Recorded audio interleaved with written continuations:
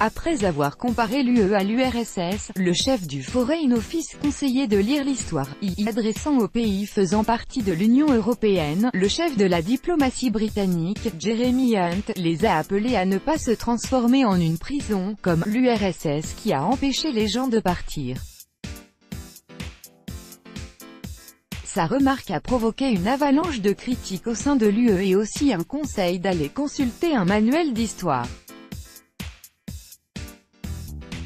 Le secrétaire d'État britannique des Affaires étrangères, Jeremy Hunt, a couvert de critiques la politique de l'Union européenne lors des consultations avec le Royaume-Uni concernant le Brexit.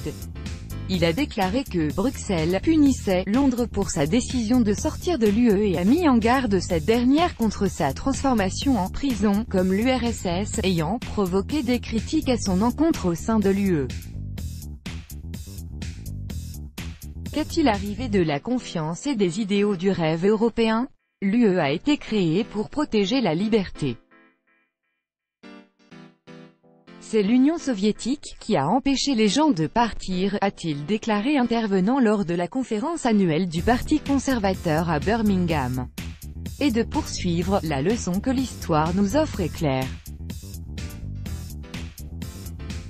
Si vous transformez l'Union européenne en prison, la volonté d'en sortir ne diminuera pas mais deviendra plus grande et nous ne serons pas le seul prisonnier à vouloir s'en échapper. Il a mis en garde les pays européens contre les éventuels effets négatifs de leur comportement. Si vous rejetez la main amicale que vous a offert notre Premier ministre, vous tournerez le dos au partenariat qui a donné à l'Europe plus de sécurité, de liberté et plus d'opportunités que jamais dans l'histoire. Jeremy Hunt a critiqué la proposition de l'Union européenne de garder un filet de sécurité, qui implique une frontière douanière entre l'Irlande du Nord et la Grande-Bretagne, ayant souligné que le Royaume-Uni ne serait jamais d'accord pour avoir une frontière sur son territoire.